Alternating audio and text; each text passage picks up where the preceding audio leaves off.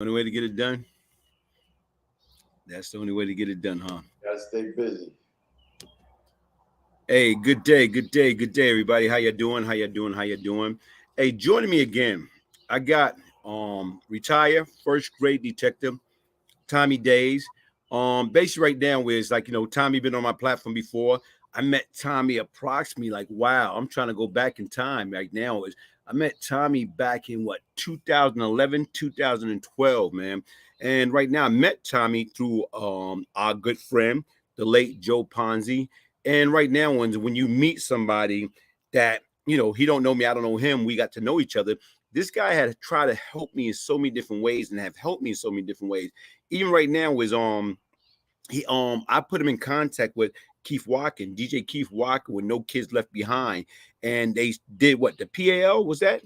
That was the PAL, and we used to run charity events, and we used to donate money to No Kids Left Behind. Keith does an amazing job out in the pink houses, and we still keep in touch to this day. Okay. And see, that's the different what people do not understand, right? What people look at and they see, well, growing up in my environment, growing up in that urban environment, up to no good, growing up in the street, robbing, stealing, selling drugs or whatever. We look at the popo. We look at law enforcement. We look at anybody that have a badge. We look at them as the enemy. And to me, honestly speaking, you know what? When you got a negative mindset and you corrupt, yeah, of course. They got a job to do. And right now is, but for the most part, right now, being that I changed my life over and being that I got to met Ponzi, like the first time I met Joe, guess how I met Joe, man? I met Joe. Joe was testifying against me in a murder trial, man. Joe, listen, Joe thought the world of you, Yeah. and that's why he hooked me and you up together. You and Joe go way back further than I do. With Hmm. Joe was with you 25 years. I think you guys even did a documentary together back in the hood. Yeah. You know, Inside the Mind of a Killer. yep. I met Joe in 1989. Uh, Joe was he worked his way up from the bottom rung all the way to the chief investigator of the whole Brooklyn DA's office. When I retired from the police department, Joe hired me as an investigator working for him. Our most famous case together is the mob cop case, but we did a lot of different things together, both professionally and personally. Joe, this is a tough one for a lot of people. Joe Ponzi was probably the most decent human being I ever met in my life. Um, he was my best friend. Uh, he saw me through hard times professionally and personally, never turned his back on you. If he believed in you, he had your back 100%. Didn't matter what time of day it was, didn't matter who was against it, who was for it. If he believed in you, he was there for you. Hmm. He had an amazing family. He came from a law enforcement family, and Joe was respected by every agency, every prosecutor. I mean, you name it. Joe Ponzi's name was gold everywhere. He's the only person I know I never heard anybody say a bad word about. And it was a very big loss for all of us. And I know he thought the world of you. And you know what? Like I told you, like I said, I met him. I was fortunate to meet in like 86, 87. And like I said right now is, I'm Brian Glaze Gibbs. I'm in the street. Only thing I got on my mind is crime. I'm a criminal-minded individual. So this guy, like I say right now, all preppy like, got up on the stand, because he used to do a lot of polygraph back then. And Yep. he's a polygraph people and basically to say whether they lying or not. So he's a based upon the information that the guy gave him about me that the guy was telling the truth. And to me, you know what? I didn't like this dude. This dude trying to put me in jail for life, but that's his job. That's what he's supposed to do. So it's funny, strange how the table turned because right now, I got out, got into deeper stuff, and made a deal. Once I made a deal or whatever, it's like this guy, right now he's coming to me about certain things, and I used to tell him, "Now that person's lying." And he used to battle me, and we go back and forth. And then he'll come back and say, "You know what? You was right." Because once again, if you're going to do something, and make sure you are, true in your approach. And a lot of times, what people don't understand about Joe, Joe got a lot of people conviction overturned because based upon the information that he was getting and people that was in there wrongfully, people don't understand how many people he went to bat for, and that's From a what, lot of. from what I understand, Joe is the one that was speaking up for you. They believed that you had done a lot more than you said you did, and Joe was like he fought on your behalf, saying he's telling you the truth. This is what he did, and he was right. At the end of the day, they were But, wrong. but you, what it was this: what it was, Brooklyn and Queens believe that from June 1987 until November 1988, that I averaged one murder a week. So they looking at it. Wait a minute here. So Joe came along. Wait a minute. It's a lot of stuff. His name came up in, and there's a lot of stuff he did not do. So he definitely went to bat in that sense because he knew. He knew with certain situation cases that he was working on when it was a pregnant woman. Two people, a man got killed in a beauty salon. Thank you, John. Thank you for the donation. Thank you. I appreciate that, man.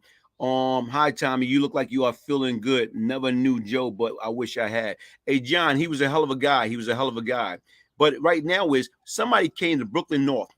We're saying they had a guy that worked at UPS and they had a pregnant woman. They say they witnessed the whole thing. This woman, went through all the mugshot, the books, the pictures, and she picked me out as saying I was the killer. And Joe was one. I was on the street then, still doing illegal activity. Joe was the only one stand up and say, "Nah, he didn't do that." I'm still on the street. I didn't know nothing about it till after the fact or whatever. But people don't understand, like, you're right. It's a lot of stuff they try to put on me. Even they try to put the Edward Burns hit on me.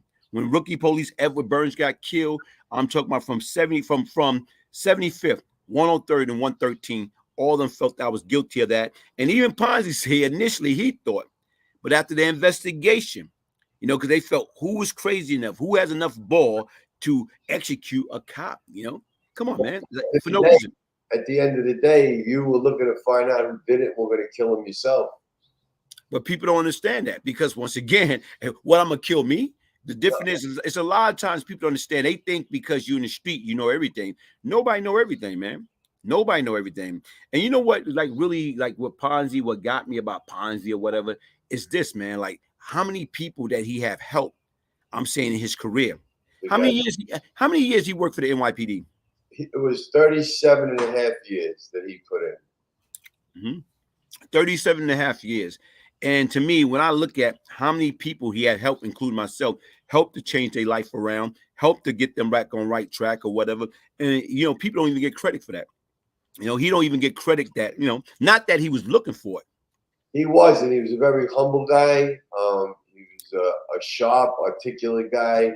He had a street side to him too, Joe. He knew when to talk that way and when the executive side of him had to come out, which is very difficult to have both of those traits. But Joe was there'll never be another Joe Ponzi. And in every shape or form of his life, he conducted himself with class, with integrity. All I can say is he broke 10,000 hearts the day that he passed away, and he fought so hard to live.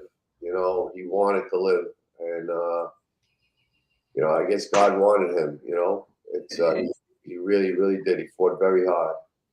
And you know what? Like I said, right now is like for people don't know, like now is I knew what he was battling.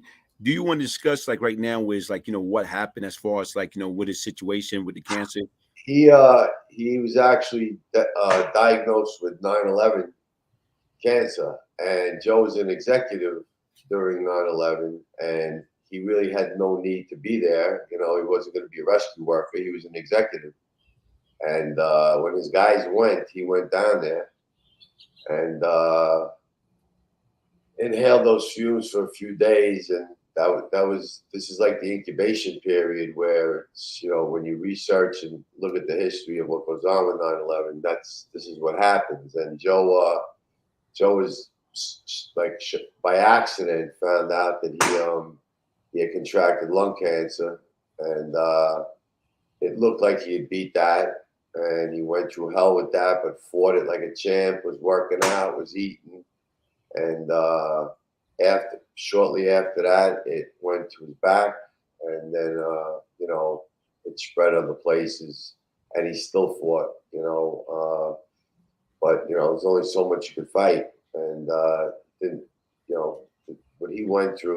Boy, he didn't deserve that. Joe's got, like I said, an amazing family, amazing wife, amazing children, amazing grandchildren, brother-in-laws, cousins.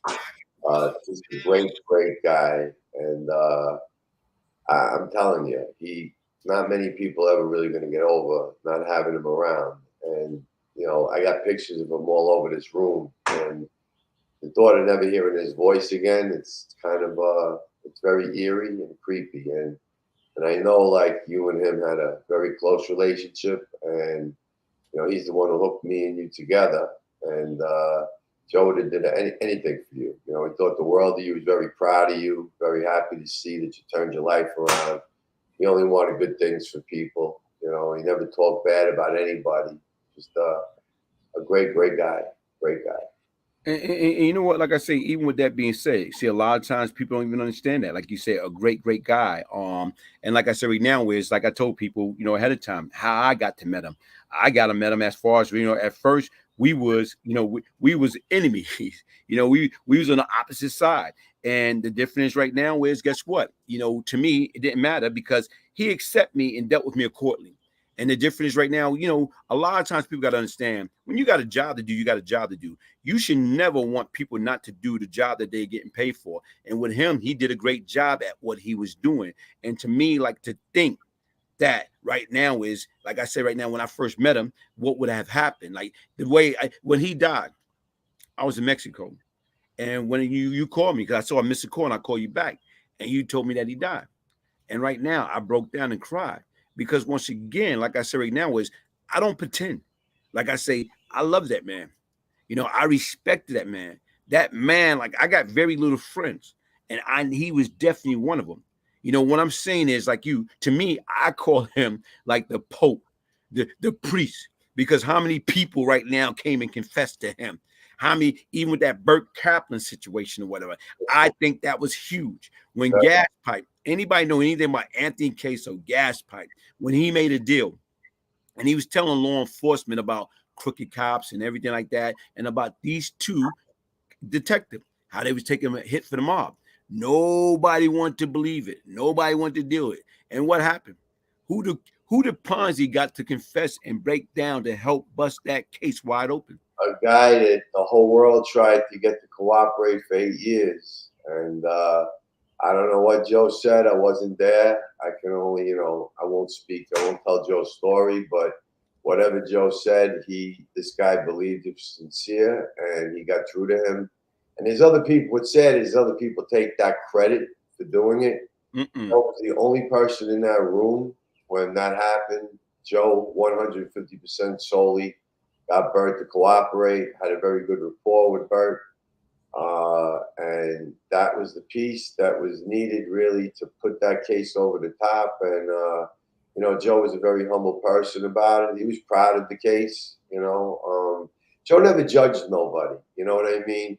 He wasn't like somebody. Well, he didn't grow up in a bubble. He grew up downtown Brooklyn. He came from South Brooklyn. So Joe was like a knock around guy. He had rubbed his elbows growing up with guys that were on the other side of the street. He didn't judge no one, And if whatever Bert and him, like whatever Bert did, like Joe wasn't going to sit there and start lecturing him. You know what I mean? He just heard him out, and they became close. Yeah. And he really didn't want to talk to anybody without Joe there. Yeah. And like I told you right now, that's just ironic because once again, like I told you right now, a lot of times people don't even have a clue what happened or what took place with that situation and everything like that. And that was huge because once again, nobody wanted to believe Gas Pipe. Nobody. But the difference is right now when, like Ponzi, I remember something that he told me or whatever, with that whole situation. And what he told me was like, what? Here it is. He was trying to get the guy to, come clean. Like, what? Like I say right now, man, these guys are dirty or not. Why are we gonna let these guys get away with certain things or whatever? Ponzi say what he did was he mentioned one name, Mhm. one name. The young innocent kid. He died because he had the same name of a person that Gas Pipe was looking for. And he Yup. said right now, when he said that one name, Bert turned around and cried. Heard that, I guess, some kind of conscious. He didn't care about the other guys that got killed. He said that, according to Joe, he had said that whoever else got killed, they were in the game. They knew the risks. They were part of it. So, there were guys that got killed. They killed people, whatever. So his heart wasn't broken over that. But the innocent kid, Nicky Guido, who had nothing to do with anything, it was a mistake on Caracapa's part for running the wrong name, and that stuck with him. That haunted him. And I mean, it shows that he has a decent side to him. You know what I mean? That something like that bothered him. And Joe just, however he articulated himself to this guy, he trusted Joe. And he was just about to walk out the door, and he walked right back in, and the rest was history. Yeah, and you know what? Even like that case is kind of ironic. And if I'm not mistaken, what make it ironic is this: it's like right now when, from my understanding, they came to the house and got that young man.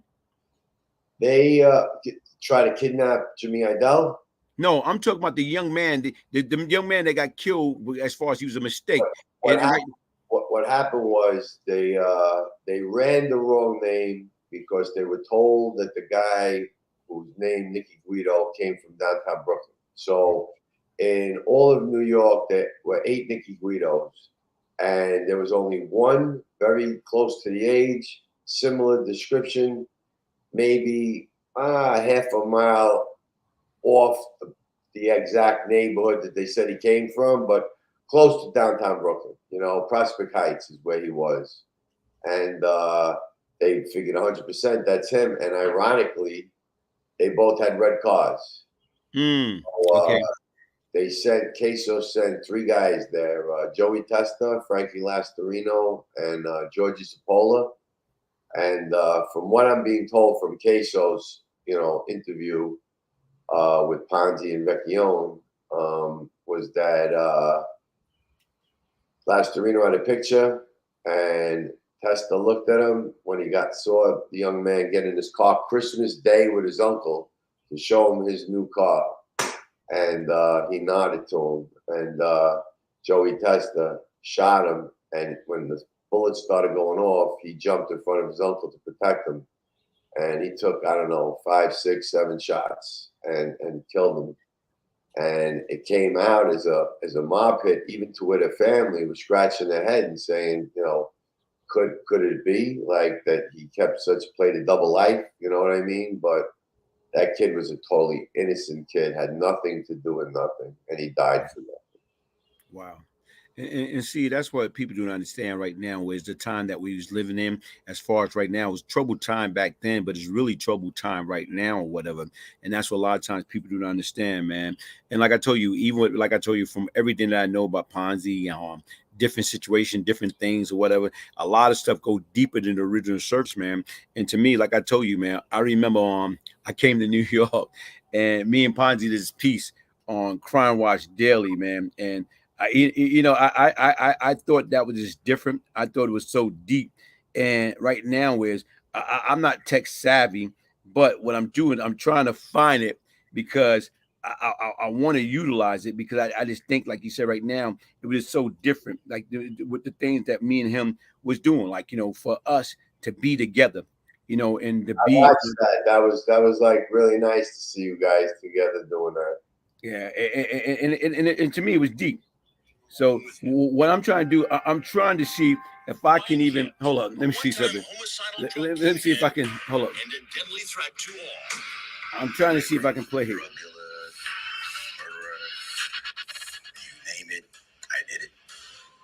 But something has changed about Brian. I'm a Christian. I'm married. I got 2 kids. You go to church? Yeah, I go to church. Do the people you sit next to in church know anything about your background? No.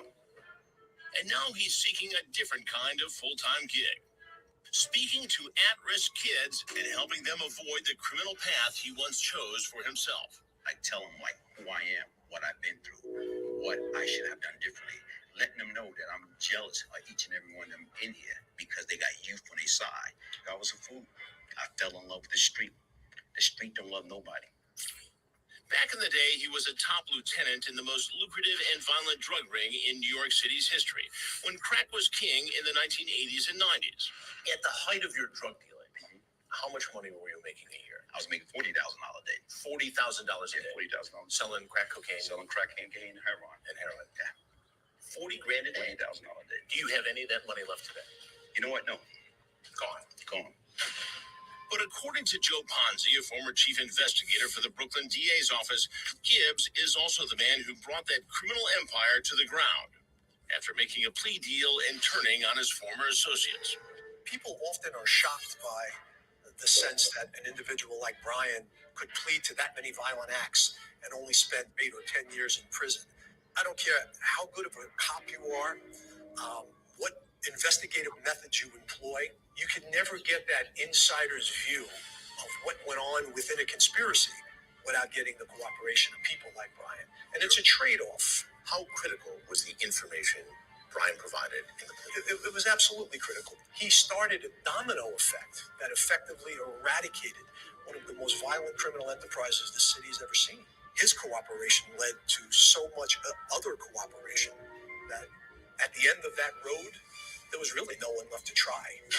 But there was a time when Ponzi was dedicated to putting Brian Gibbs behind bars and keeping him there for good. Did you see any redeeming quality in Brian at that time? None whatsoever. I think Brian saw, murder as just a necessary tool. There was incredible competition back then between rival street gangs.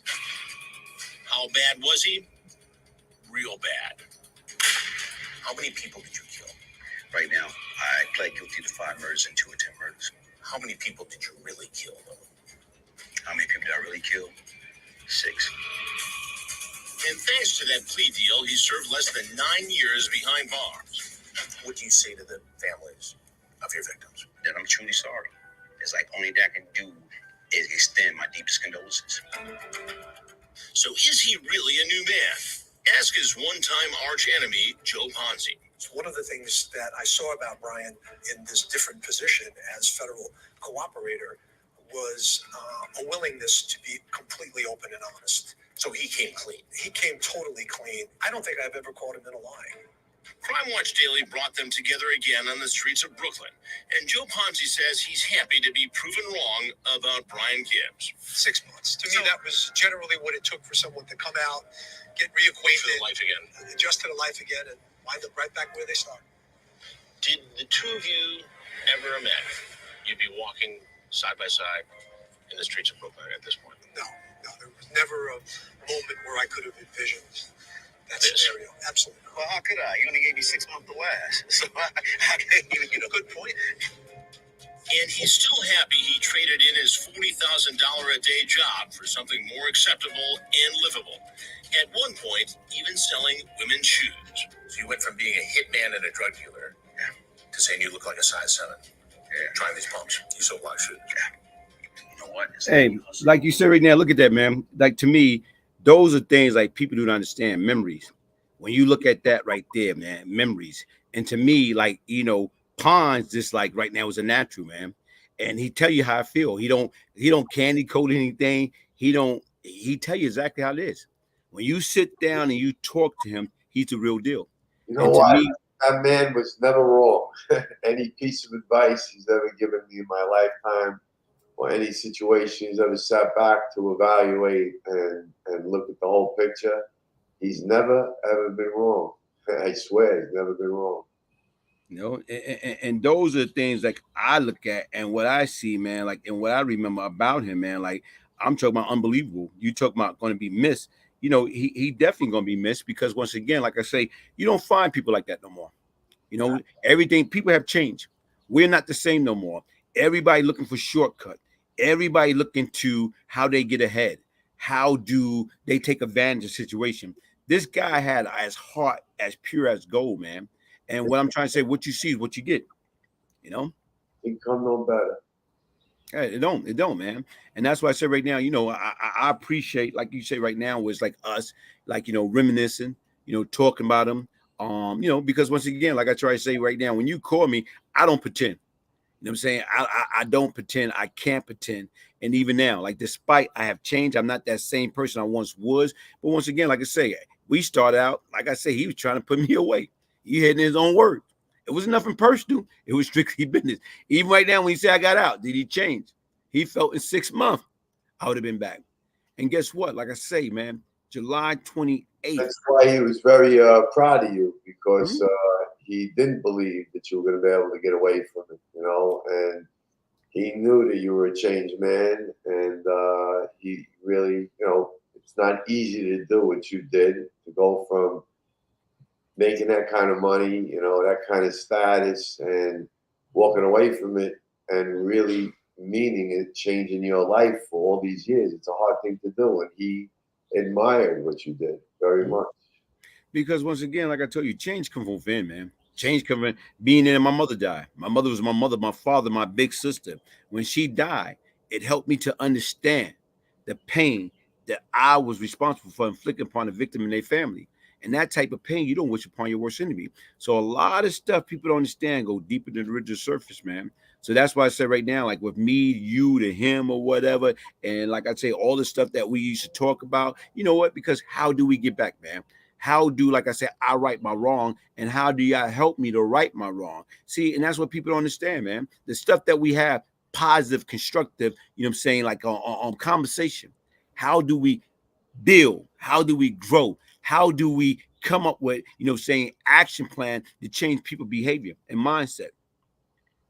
Listen, there's I don't know what's going on in this world today. I know Joe is very depressed over these last couple of years, just in watching what was going on, and the divide in the country, divide in the city, and the way things have changed. And I really don't, I mean, do I have answers? Yeah, I got answers, but no one's going to listen to me. It's just, it's very sad in what you see. It's very sad in how people think, and you know, there's like I said, there's good guys and there's bad guys, and I don't mean that in the sense of me being a cop and you being an ex bad guy. Like, I mean, you could have still been on the street and I would have liked you. You know what I mean? So I'm talking about, there's just people that think one way and people that think another way, and it just seems the people that think the wrong way are overwhelming, and they're really destroying a lot of things in this world. They really are, Mhm. and they got to know it. They can't not know it. And there are answers, but nobody seems to really want to take the time out. You know, I mean, look, I ran Park Hill for 5 years, and Park Hill's a pretty rough area. Several other neighborhoods where I ran gyms, and there's great people in those places, and they like seeing the police on the street, because they're afraid now to send their kids out, and we lost a lot of good kids to senseless violence who belonged to those gyms, and they were good kids. I Mhm. love them to death. I got like memorials about them all over the place here, and they didn't deserve to die. Their heart was in the right place, trying to do the right thing, but you get stuck in a neighborhood that you can't get out of, and now you got no police to turn to for help, because there's no cops walking around, and that's all based on what these politicians have done. Yeah, listen, there's good and bad in everything. In the most part, cops looking to help people, makes them feel good to help people. And they just want to go home safe themselves. You know what I mean? Of course, there's bad apples, like there's bad lawyers, bad everything. Everything, good, bad, and ugly. Everything. There's always bad in something, but most cops like to help people. That's why they're out there. That's why they're trying to get in the middle of stuff. That's why we had these cops and kids boxing programs. You know what I mean? That still exist to this day. Trying to do the right thing. And not everybody sees that. But you know what? Like, look what's going on. Even right now, they got the new mayor. They got the new mayor, Eric Adams. And right now, some of the stuff like former cop, some of the things that he want to put into effect, some of the things he want to change or he trying to help. See, people don't understand. One person cannot do it alone. You need an army. Look what I'm listening to what you say. Here it is on your spare time. You used to spend your own money, your own time, your own energy, no return. You used to go in your pocket and buy equipment for the gym. Helping people get to trips and different destinations, coming out of Tommy Day funds, nobody else funds. But yet and still regards what? These are not your kids. These are not the kids from your nationality. These are kids from the community that you felt. But I love them to death. That I know that. But right now, why? Why, Tommy? Why? I mean, listen, I grew up poor, and if you don't have a father at home, which I didn't, you usually find one in the street. These kids, needed a place to go to find mentorship, to be told what was right from wrong. Their moms were working 2 jobs, raising 3, 4 kids. It was hard. There really was nobody at home to guide them. I used to go to open school night for some of them, became friendly with their teachers, and they learned sportsmanship. They learned how to fight to protect themselves so they didn't have to prove anything. They got trophies and medals for fighting instead of getting arrested, at these tournaments and all these places that we would take them. And you couldn't help but love them. They're just good kids. They were a lot of fun to be around. They were very appreciative. They were eager to learn. They were eager to listen. And some of them didn't even have electricity in the summertime, and I'd have them sleeping all over my apartment because I had air conditioning. That's the only thing I had different than they did, So my son would be with me, and we'd all hang out, watch boxing matches, have the air conditioning going, and they were happy as hell, And I still speak to them now. They're grown men today. Those kids from there, we started back in 2004. And some of them are becoming cops. Some of them are in the corporate world. Some of them in law school. Some of them became pro fighters. I mean, a lot of them did really good, and a lot of them will tell you, if it wasn't for you guys, I'd probably be dead in the street. So that even sometimes more than being a cop, you felt because it was such one-on-one, interaction with kids who were dying for your help, and to be able to do that. There's still some good guys out there like Patty Russo, Dave Seed, Gary Starks, all good guys out there still mentoring these kids with these programs, And if I hadn't had all the surgeries that I had, and I got sick from 9/11, I'd still be there because I miss it a lot, I mean, being a cop, you were able to help people too. It just was just a different level, and the competitions and traveling and the Golden Gloves in Madison Square Garden, it was great. I had It a was great back in the days. It was yeah. back in the days. But even right now, like I say, New York. I love New York. Anybody that know anything about New York, I love New York.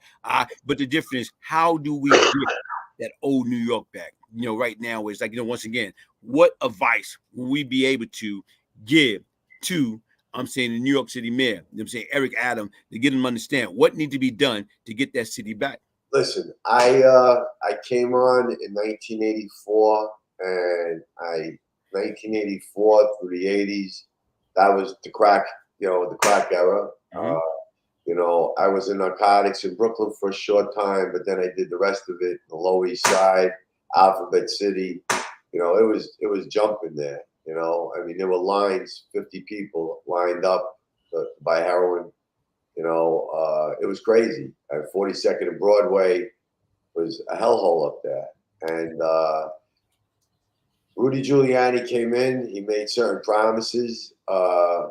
Usually you don't believe a politician, but he made promises. And his 8 years as mayor, he did certain initiatives that, people who were bad out there, who were doing bad things, he allowed the cops to clean it up, and we did. We worked very hard, and it was a no tolerance, rule with things, and Bloomberg continued it to an extent. De Blasio just threw everything out the window. I don't That's know. where you lose it. I don't know what Eric Adams is doing. I mean, last I heard, he was going to Chicago to see how they're handling their crime problem, but their crime problem, as per Worse person, than ours. worse than ours. So I don't know why he doesn't, consult with people who were around during the time when there were back in '91. What was it? '91, '92. There were 2,250 murders in the 5 boroughs. That's a war. 2,250 murders. That's not including people who were stabbed, shot, or beaten that lived. And that's the amount of bodies they found. So there's definitely more. You know what I mean? But in the 7-5 in 1991, there were 125 murders in one precinct. And during the Giuliani administration, I think from 2,250 murders a year, he got it down to under 500. Wow.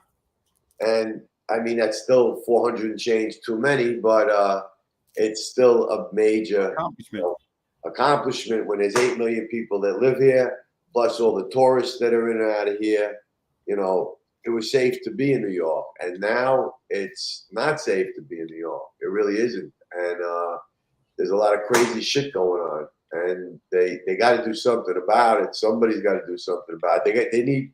They need programs. You can't just listen. If you sit down and you look at the numbers, how much money it costs to keep a kid in a gym, which is pennies a day, compared to how much money it costs to keep a kid in Rikers Island. So financially speaking, you need different kinds of programs for these kids and dedicated people running them. I'm not saying that cures it all, but it definitely is a big piece of it. You need to be able to understand that, the cops, they talk about systemic racism in the police department, in the military. Listen to me. You were my partner. I didn't care if you were purple and green. We had each other's back. There was no racism in the police department. Nobody went out looking to hurt anybody. You know what I'm saying? Nobody wanted to. It's like I said. There's certain instances that happen in this country, and yeah, I agree. It makes police in a whole look bad. But you're talking about such a minuscule fraction of what the police departments are really all about, and they just kind of label them bad, and it's sad what people think of us, because we're human too, you know what I mean? And we take these jobs, we're only looking to do the right thing, and I love being able to make a difference in people's lives, and they got to let the gloves off you and let you not only like as far as locking people up, but having a discretion. You have as much responsibility to exonerate somebody as you do is to accuse them and convict them of something. So, it was a nice feeling sometimes when you saw somebody accused of something and you were able to prove they didn't do it, and you didn't make them go through that bullshit for nothing. You know what I mean? Where now it don't seem that they even do that. It seems like they point the finger and you get handcuffed. So there's a lot of changes needed, and I really believe that I don't know who's giving the marching orders, who's giving these initiatives, who's really running things. I really couldn't tell you. Politicians, they get to be where they are because they owe people something. Everybody owes somebody something. They in somebody's pocket. And somebody's got something that they're gonna owe, and there's reasons they do things you'll never know about. You need somebody like a guy like me or you, who we don't owe nobody nothing, and we're gonna do things because me and you sitting down in City Hall together, between both our heads and experience, and you hire all the right people that of certain things that me and you wouldn't know about, but we got the common sense to know whether they're full of shit or they're on the money, and me and you would know how to make this city better. You know what I'm saying? Like me and you, would have the answers that would come flat out. When they're spending millions of dollars on all kinds of people to research, there's nothing to research. You know what I mean? So I really don't know what's going to happen to New York. My heart breaks because born and raised in Brooklyn for 30 years, to 29 years in Staten Island, and Brooklyn was my home. I love Brooklyn, and it ain't the same. I didn't even mind it when it was bad. You know what I mean? It's just a different type of bad now. I just don't like Brooklyn at all. You know what? I'm looking at what you're saying, man. And sometimes right now, people do not understand that. And it's kind of backwards. Whereas right now, like you look what you're saying, F, we can more or less be part of certain type of group, some type of organization, working with the mayor, working with the senator, the congressman, working with these people that make decisions and be able to share our thoughts and ideas. You coming from the law enforcement standpoint, but besides you coming from the law enforcement standpoint, you knowing the street. See, that's the difference. Me coming from that criminal mentality, you know what I'm saying, that world, that having that attitude, knowing right now, like to me, F, I had the opportunity to be part of the police force. You know what? The crazy part about it, based upon everything I've been through, I feel I can do a good job because I know how certain group, certain characteristic, how they think. I always said this, like Mhm. Pete, like a guy like you. If I became mayor, I'd be like, Brian, you got a job as my deputy commissioner of whatever. Mhm. Because who better for me to go to you for advice? Who better for me to go to you to speak to inner city youth? What programs do you think we need to initiate? Like what do you think this group is doing? What do you think that group is doing? Who am I going to? I Mhm. don't want to go to some guy who graduated from Harvard and became a 3-star chief. I want to go to somebody who's been there, done that, knows that, and you're, Understand? you're the man. You know what I mean? And the police department, even the government, don't utilize people who changed their lives and had cooperated to actually. You guys should be the instructors at some parts of DEA Academy, the FBI Academy, the Police Academy, and getting paid for it. Because yeah, you got experienced detectives, you got experienced agents, but there's no way I could speak from what you've personally seen or what you personally know to be able to instruct recruits Mhm. on the real deal. You know what I'm saying? But everybody's afraid to make these kind of initiatives, but they're common sense initiatives. They make all the sense in the world. See, what always comments don't make sense to them because once again, they don't know how. A lot of people, you're too close to the situation. Right now, me and you can be face to face, and you say, Brian, what color my shoes? Tommy, I can't tell you what color your shoes. I can tell you what color your eyes. The more and more you back out, you back up, you back up, the back up. Now, I just can't see your eye. I can see your shoe. I can see your shirt. I can see your pants. I can see your shoes.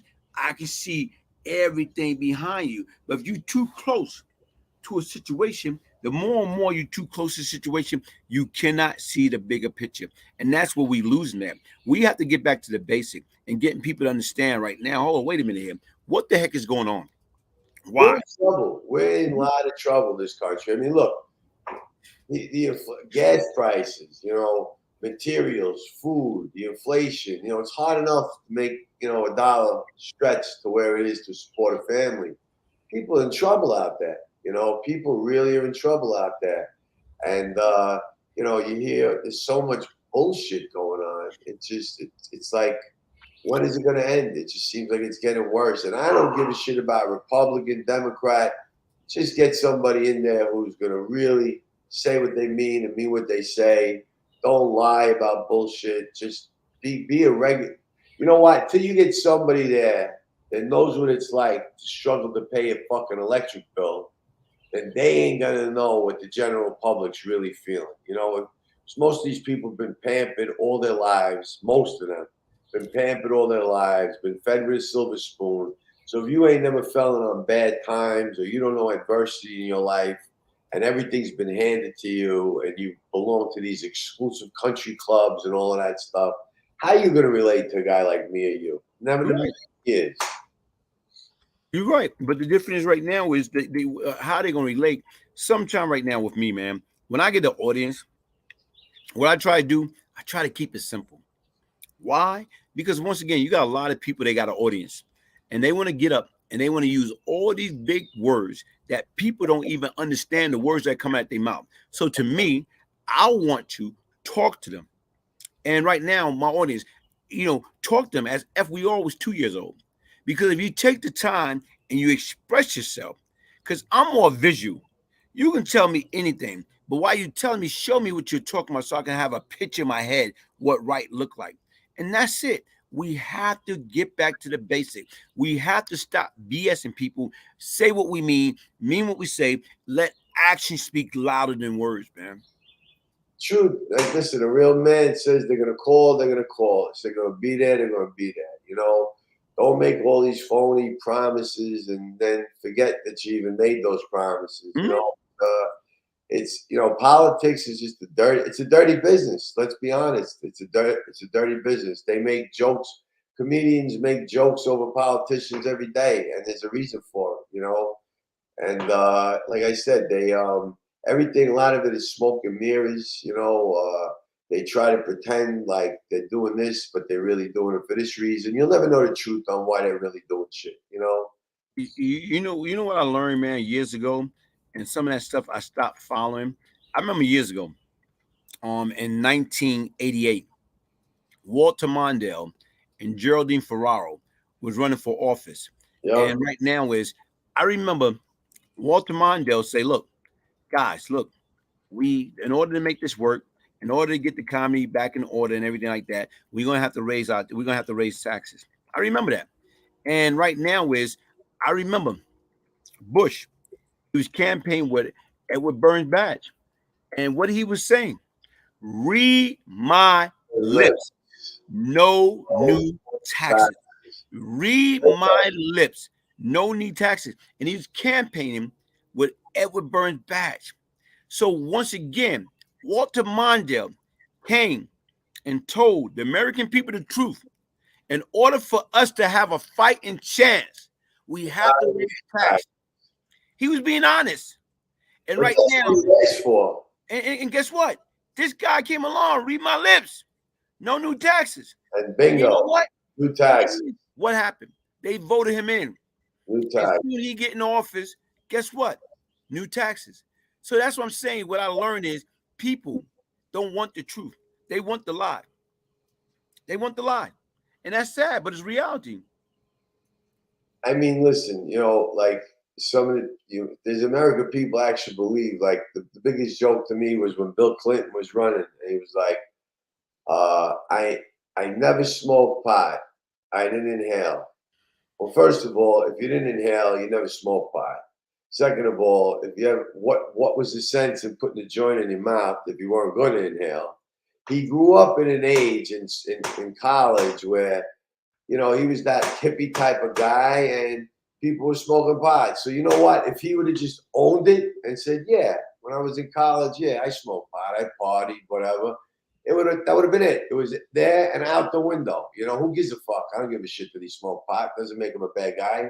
But the fact that he lied and like he's saying, I never smoked. I smoked it, but I didn't inhale. And Americans believed him. Like, the fact that he's lying and making a jerk off out of you is what made me more mad. But when you own it, once you own what you do, that's it. Ain't nobody can say nothing no more. It's over. But people believe this imbecile, and that's why I couldn't stand him. He was a lying bastard. Hey, can I I've say had sex with this woman, I mean, come on, like, please. And you know what? You're in the Oval Office. Ronald Reagan wouldn't walk into that Oval Office without a jacket on, out of respect for the Oval Office. His wife's in that same fucking house, and he's with this broad doing things. God knows how many broads. I mean, at least be smart and like go do your business somewhere, with the Secret Service that nobody knows what the fuck you're doing. You're doing it in the Oval Office. Like, I mean, it's like doing it in church. It's like, that's how disrespectful that is. It's a sick thing that man did, and people loved him to death. They believed everything he said. Billy, they the blue suede shoes, man. He think he was Elvis Presley. Hey, let me tell you something. Hold up. Okay, to his defense, okay, right now, when I was younger, and I used to hang out with my older cousin.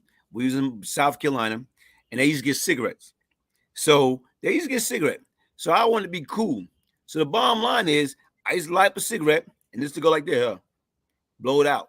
So to his defense, even with the cigars, it's the same thing.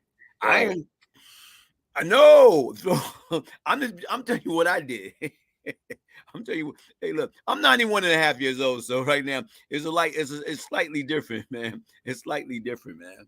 You know, but like I said, right now, bro, what I really do is, like I said, I appreciate your friendship. I appreciate You your know, bond. as I Even we go back when you was hooking up with Jansen, we trying to do these series and all that stuff like that. You know what? Let's talk about that. Like when me and you first met, I remember Ponzi called me up. And when Ponzi called me up and he tell me about you or whatever, he said, yo, man, Tommy, my buddy, we got some things going on. And right now is because that's during the time you had you was like in like let me see, you was in contact, you had a good relationship. What was that gentleman name? You talking about Jansen? Jansen No, Noise? not Jansen. Now it's Jansen. It go deep in Jansen, the actor. It was an actor that Oh, had James Gandolfini? James Gan. Now, who is James Gandolfini for people that don't know who he is? Tony Soprano. Tony Soprano. And right now, like tell people about that, because that's what when me and you met, that was about to happen. Yeah, I had gotten hooked up with him. He was doing a show called Criminal Justice, a new series. And they wanted to run things by me relative to the cop end of it, because it was about, he was a defense attorney, and somebody introduced me and him, and we became, very good friends. And, he'd ask me questions or whatever, and he was as friendly a guy as you've ever wanted to meet, humble, sweet, nice man, and our relationship didn't last long because that's when he went to Italy and he passed away. I felt very bad. He was a really, really nice guy. Very And, nice. and because once again, was you talking about the scripted series you were trying to put together? We were trying to work with everybody. I mean, me and Jansen did a lot of different For things. people don't know who he is, this is Tony Soprano. This is the gentleman that he's talking about or whatever. For people that don't know who he is or whatever, And what was his real name? I know we say Tony James Soprano. Gandolfini. Mm-hmm. James Gandolfini. And like that's the key. Tony Soprano, man. So back in those days, friendly with him, Jansen, who now works for Mark Wahlberg Productions. I had hooked you up with Jansen, and Yeah. Jansen, great guy. Still speak to him to this day. One day he'll own his own production company, but he tried. He tried for us. He tried for you. He tried for a lot of people. It just, what it is. It's like we had so many big people involved in the case that me, Joe, Frank Drew, and Mike Vecchione did with the mob cops, and we had some major players, over the years that bought it, that were interested in it, producers, directors, writers, and studios. And a million times we thought something was going to happen, and it never did. So Hollywood's a crazy business. It really is. It's like me and Joe we would see this new shit come out on TV. We wouldn't say like that ours was the best story in the world, but we would see like this bullshit come out. And Joe would call me up. He goes, "Look what I'm watching." He goes, like, "How the hell did they make this? Like, and nobody wants to put our thing on television? Like, I mean, ridiculous shit, like stupid stuff. I don't even know what they're talking about, let alone any integrity or intellectual anything to it. And our story's a pretty good story, It's usually the mob sells, and mob is all over this thing. Detective stories usually sell. That's all over this thing. There's a little side of corruption there. Like you have all the ingredients, and people love it, and then it just fades away. Look at your story. You know what I mean? Look at Jimmy Calandri's story. Some great stories out there. Like somebody wants to get rich, they can get rich writing scripted series on our stories. They can write scripted series just on our relationships, more interesting than half the shit that's on TV today. I don't know. I don't know. You know. You know what? It's like you say, it's a different time and era. And right now they want what they want, and I don't get it. I don't understand it. And you know what? Like I told you right now was, but to me, like I say, if it, I like even right now, something that you had hooked up, right now, I remember getting that offer. You say, yo, Blaze is going to happen. It's going to happen. And I can remember you and Ponzi putting together, and you Yeah. wanted Ponzi to tell me. So finally, I did get the call. You know what I'm saying? Right now and right now they talk about like me and Ponzi doing a podcast together. Because I always told Ponzi, I said, Ponzi, man, me and you can do a podcast together, man. Because you the good guy. You like the John Wayne. You the guy with the white hat. And I'm the bad guy. I said, so the difference is imagine. So here it is. Ponzi took a heed to it because when he went to the guy came back to me with my suggestion. Well, you and Ponzi can do a podcast together. And basically, right now, I want to write. I want to do this, like whether it's a series, whether it's a movie, like right now. And right now, the guy offered lump sum. Only thing right now you got to do is sign on a dotted line. So you told me it was gonna happen, and you brought it to the table. You and Ponzi was right, but the difference is at that present time, like I'm listening, but the guy wanted me to shut down my YouTube channel. That was his mistake because who cares if you still had your YouTube thing going? He wanted me to, once he told me that, that's when I backed away from that. But other than that, guess what? Like I say, what I love about y'all guys, man, being man of your words. See, people don't understand that. We don't have that anymore. A lot of people want to talk that talk. But right now is don't talk that talk if you can't back it up. If your word ain't no good, that means you as a man ain't no good or whatever. And with that being said, what I'm looking at right now, I got this excerpt. And so it's a piece that, right now involving Ponzi from Inside the Mind of a Killer. Right now, guys, listen, if you want to know any more about Tommy, what's the name of your book, Tommy? Friends of the Family. Friends, hold up. Friends, let me type that down. Friends of the Family. Friends Family. Okay. Right, Friends of the Family. That's the book. Okay. By who's by? It's by David Fisher. And okay, why I even ask that simple question, David? Okay, why even ask that, man? Fisher. Okay. And it's Joe Ponzi's all over the book. There's pictures of him all over the book. Mike Vecchione, all of us. It was a good book. It was a great story. I'm very proud of that story.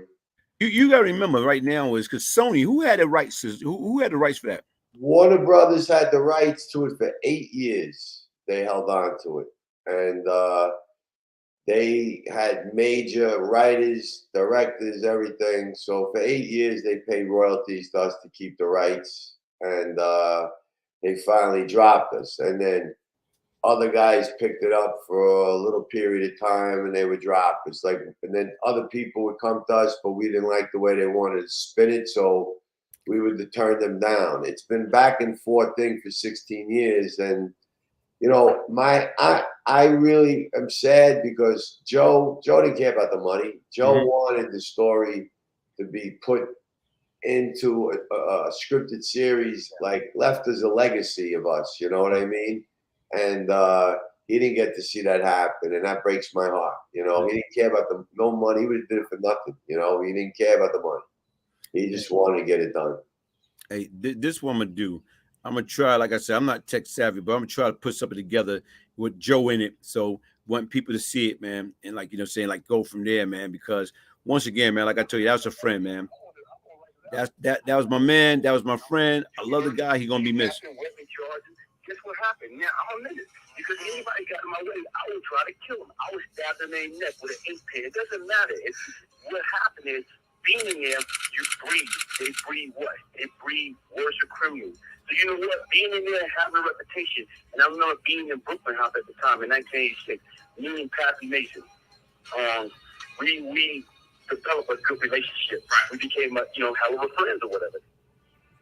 He came to my house one day, he like, to my mom, he said, "What's my name?" He said, "Yeah, my name is Eminem now." So my mom "What's Eminem?" He said, "Money and murder." Like the way we used to come out in the building, everybody strapped. We got 3-4 guys this way, 3-4 guys that way. We got our guns out. When we used to come out the apartment or whatever, guess what? There was no such thing as a defense but an element of pride. We was always prepared. Bulletproof vest, Uzi, 45, 9mm. We was ready to go. By the mid to late 80s, Brian had associated himself with probably the most ruthless and notorious cocaine crack enterprise in the city, that being Howard Pappy Mason and Lorenzo Fat Cat Nichols. NYPD rookie police officer was murdered, executioner style. And as I'm listening to that, I'm like, whoa. And when they say where it happened at 107 in Inwood, I'm like, oh, man. That bad. I was given a name by a police officer in New York called Matt Byrne, whose son was gunned down by these drug dealers up there in New York City. While police were guarding our June last month, assassins shot to death police officer Edward Byrne. By virtue of his position with that organization and his reputation, it was the consensus of opinion at first, after the Byrne murder, that Brian Glaze Gibbs, and only Brian Glaze Gibbs, was capable of pulling something off like this. He definitely had some cats that was quick to pull the trigger and will pull the trigger in a heartbeat. And he had some thinkers around him also. G was going around like his business mania is trying to network with individuals that was strong and recruiting all the little, niggas from the hood that, that's the shooters, you know what I'm saying? And he made it put a little nice crew together, Glaze was probably within the top 10 people in the city, but I'm going to say that he was probably one of the top 2 or 3 in Brooklyn. Drug dealers, and controlled the drug organization. Everybody knew who he was, and most people feared Glaze. When they threw that fucking firebomb through the house, they started a war. And right now, if it wasn't for him stopping me, everybody that was responsible for it, they'd have lost somebody, more than somebody. They lost a fucking whole generation that day. I can remember that call, April 1988. And the information I was getting, how one guy that used to be around us was Morris betrayed me. And you know what I did? When I got the phone, I told my man, the next time we see him, he's out of here. Yeah. Less than 12 hours, that nigga was dead. When I got back to New York, you know what happened, man? What? I sat down with my crew. And I'm saying, who am I to say who lived or who died?